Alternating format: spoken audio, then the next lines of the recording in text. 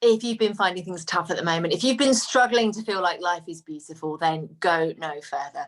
I'm here with the author Eleanor Ray to talk about her new book, Everything is Beautiful. It has been described as the most uplifting, heartwarming read of 2021, something we could all do with at the moment. So Eleanor, thank you so much for joining us. I'm desperate to know, what's the book about? Oh, thank you very much, Anna. Thank you very much for having me here.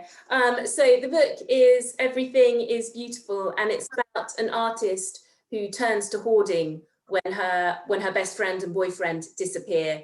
It takes place 11 years after that happens, and by that time, she's collected objects which she sees as incredibly beautiful, and the rest of us might see as junk.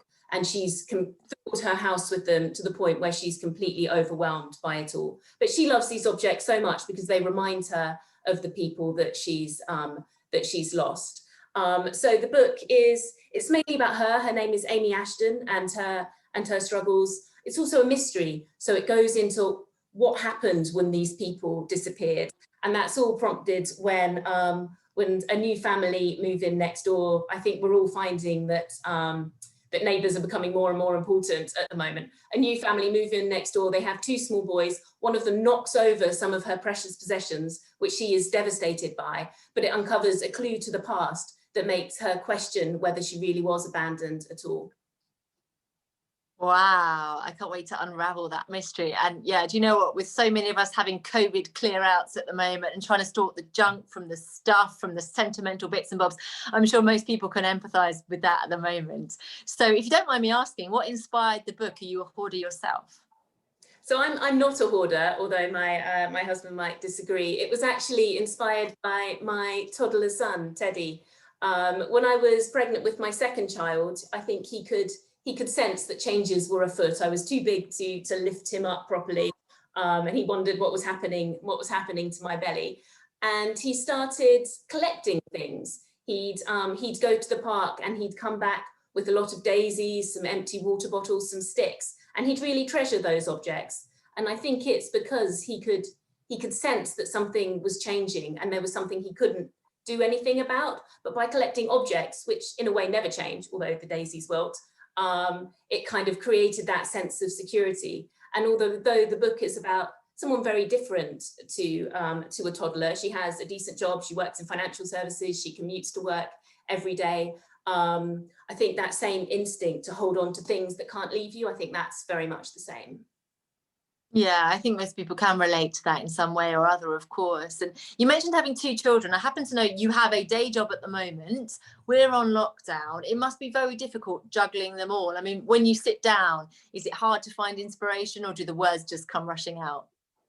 Oh, it's very hard to find time to write at the moment. And I know there's then a lot of talk about all the creative projects that will come during lockdown. But if you've got two kids, no, it's going to be really hard. And I wrote this book while I was on maternity leave with my daughter, which worked really nicely, actually. It was my second child, so I didn't have quite as much anxiety as I did first time round, which ate a lot of mental energy. So I found I was able to put her down for a nap, get my laptop out and start writing.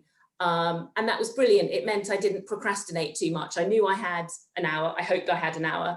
And so I'd just get on and write, get the words on the page and worry about sorting out their kind of sleep deprived mess that they might be in afterwards. Fantastic. Well, hats off to you. That's amazing.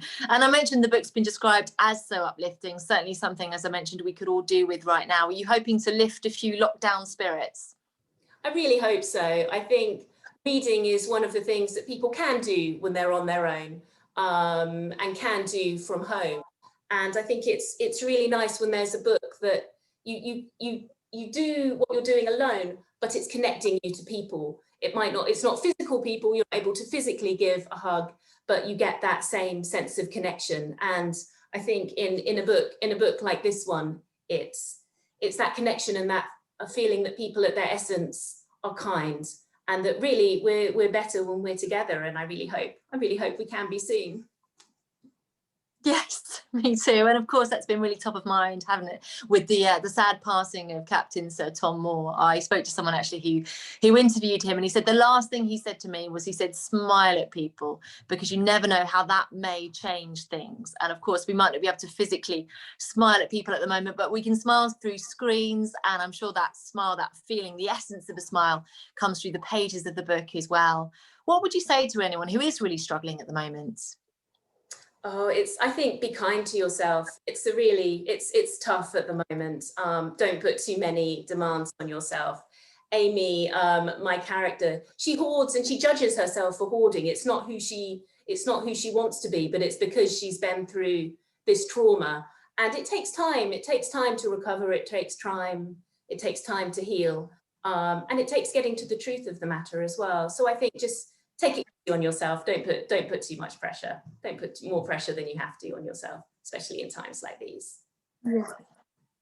Absolutely. And yeah, let's hope that we do learn similar sorts of lessons actually as we come through this lockdown and into better, brighter, perhaps I should say more beautiful times to come. So Liz, I can't wait to read it. Where can I get my hands on a copy? So you can get the ebook and the audio format right now from any book selling website. Just choose your favorites. For the hardback, that will be out at the end of March, when I'm really hoping that bookshops will be open. I certainly miss going in and browsing again, and I can't wait to see it there. Yeah, well, in the meantime, I'm really excited. Thank you for filling us in on the adventures of Amy, and I can't wait to unravel that mystery for myself. Just can't wait to read it. Brilliant. Thank you so much, Anna.